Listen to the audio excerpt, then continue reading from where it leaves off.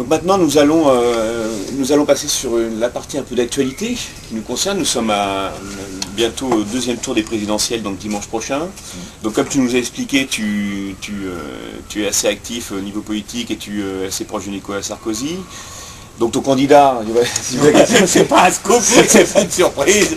Bien sûr, Nicolas parce que Sarkozy. c'est à la fois au-delà de Nicolas Sarkozy, je veux dire que c'est vraiment on sent, et tous les Français le sentent bien, qu'on est à un moment fort de la vie politique en France, qui est une sorte de chance, d'opportunité à saisir. Il y a une nouvelle génération politique, d'ailleurs à gauche comme à droite, qui arrive, et le monde avance vite, la France a pris du retard, les problèmes sont de plus en plus complexes, ils sont à l'échelle souvent mondiale, européenne, et puis en même temps il y a un vrai besoin de proximité, de solidarité, et il faut donc des hommes qui puissent prendre les problèmes à bras le corps, avoir l'énergie pour les résoudre, et puis avoir une vraie vision d'avenir, une capacité à convaincre, et pour moi à l'évidence, il faut avoir la stature, quoi. Bref, et à l'évidence, c'est Nicolas Sarkozy qui représente cette chance et cette opportunité pour la France. C'est vrai qu'on sent bien qu'il y a un besoin de changement aujourd'hui et qu'il faut bouger et aller vite aussi. La société évolue vite et c'est vrai qu'aujourd'hui, c'est vrai qu'il y a beaucoup de choses à faire. Et si on devait, donc, toi qui connais Nicolas Sarkozy, quelles sont pour toi, comme ça, ces trois principales qualités, ces deux, trois qualités que tu dirais la première, ce qui me frappe le plus chez lui, c'est la vraie volonté de redorer la politique au sens le plus noble du terme. Je veux dire que, franchement, lorsqu'il y a un problème qui se soulève, de nombreuses fois j'ai vu des hommes politiques de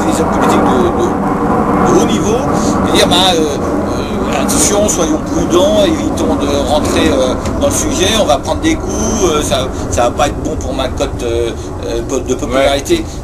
Nicolas Sarkozy, tout le contraire.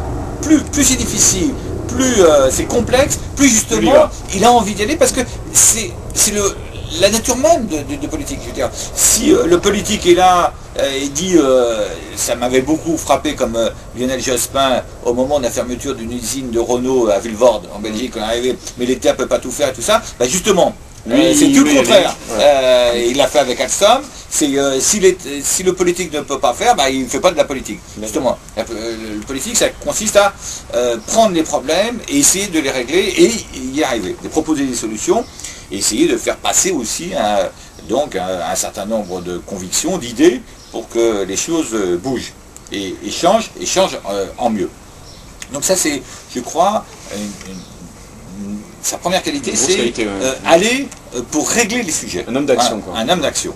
La deuxième qualité qui va un peu avec la première, c'est qu'il a un courage extraordinaire, donc à la fois dans le débat politique, pour faire valoir ses convictions, j'allais dire ses convictions les plus profondes, et on l'a vu au cours de cette campagne présidentielle, sur la question de l'identité nationale, sur la question de l'intégration.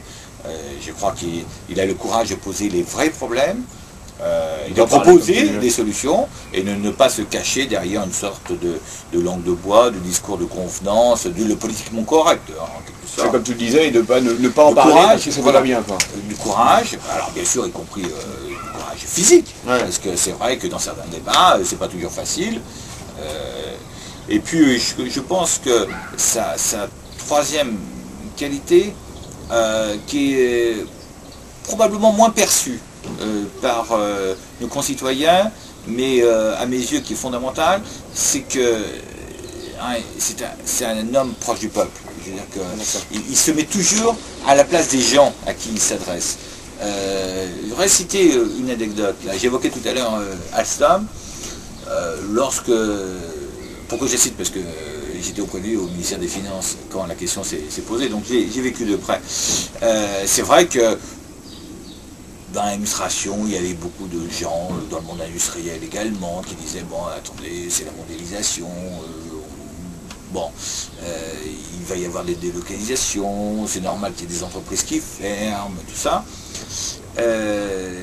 Et lui avait réagi très, très fermement en disant, mais attendez, si c'était votre père ou votre frère qui était ouvrier chez Alstom, c'est le même discours que vous auriez tendance à... Donc il se place toujours Tout à fait, ouais. là parce que Ouais. vraiment c'était ça qui était indispensable. Alors des anecdotes comme ça, pour avoir eu la possibilité de partager quelques instants auprès de lui, j'en ai plein. C'est pas quelque chose d'exceptionnel. Et réellement, à chaque fois, il se place auprès de du père de famille qui a eu son gamin de tuer dans un quartier par une bande de voyous. Et donc il replace la personne Ouais. et la victime au sein de la victime, que ce soit j'allais dire physique, comme la victime de la situation industrielle, économique et ainsi de suite, au sein de ses préoccupations. D'accord. Et ça, c'est la troisième qualité, et je crois que c'est ça qui fait sa proximité, et qui fait que les Français le sentent bien. Ouais. Et c'est ce qui il y fait a que tu t'es des engagé attaques un peu toi aussi auprès de lui de plus Ah en oui, plus. absolument. Ça, C'est ce qui t'a vraiment poussé. C'est ça qui m'a incité à travailler pour lui et à apporter ce que je pouvais D'accord. au maximum lui donner. Non, parce que c'est intéressant de voir le point de vue de quelqu'un qui vit de l'intérieur, pas le point de vue des médias, parce que les médias, on sait, on sait jamais trop quelle est la vraie image d'un candidat. On peut faire valoir pas mal de choses.